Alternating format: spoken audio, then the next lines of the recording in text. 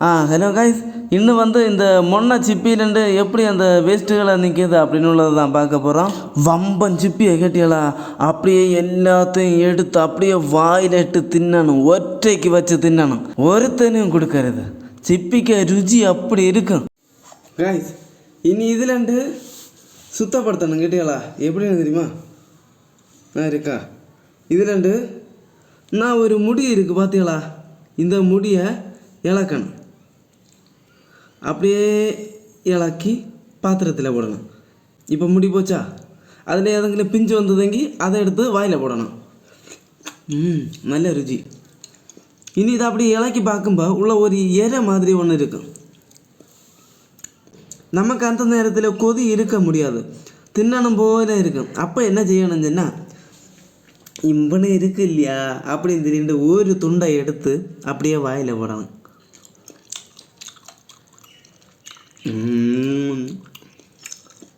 நல்லா எட்டியலா காய்ஸ். இனி மற்ற முடி எடுப்போமா? முடி அடிக்கிறது உங்களுக்கு க்ளோஸில் காட்டி தாரேன். நான் பார்த்தியாளா, இந்த முடியை அப்படியே ஒரு பிச்சு எடுக்கணும். எடுத்தாச்சா? எடுத்து இதை ஒதுக்கி வச்சணும். அதுக்கு அடுத்தது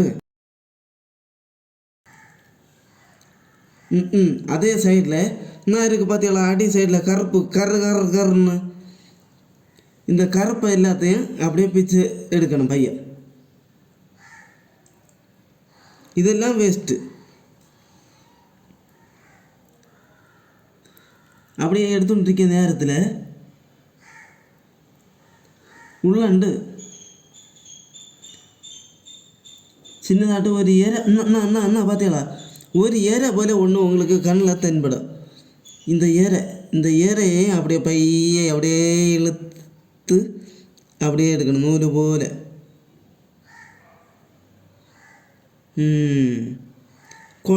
இது குடலாக இருக்கும்.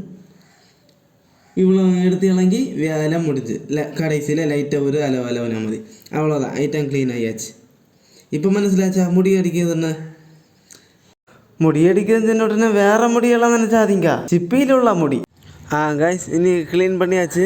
இனி அதை கொஞ்சம் வெள்ளம் விட்டு கொஞ்சம் நல்லா ஒன்றும் வேண்டாம், லைட்டாக அப்படியே அந்த தூளுகள் எல்லாம் போகிறதுக்கு வேண்டி, ஏன்னா ஆல்ரெடி நல்லா தான் இருக்குது.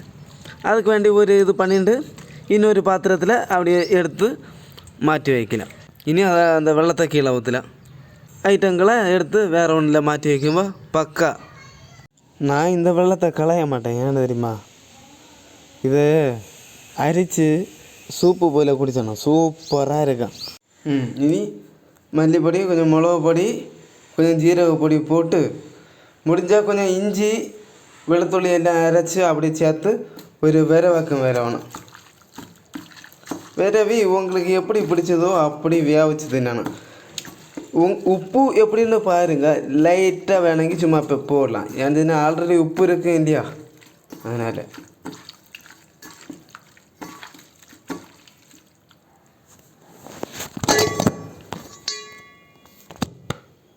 ஃபைனலாக சிப்பி கிரேவி, அதுக்கப்புறம் சிப்பி ஃப்ரை. இது ஒரு விதமான சாதனை, இது ஒரு விதமான சாதனம். எல்லாமே ரெடி பண்ணினேன், நல்லா இருக்குது பாருங்க. இனி நான் பொம்மை களி பார்க்க போகிறேன். நல்ல அழகான பொம்மை களி ஓடுது.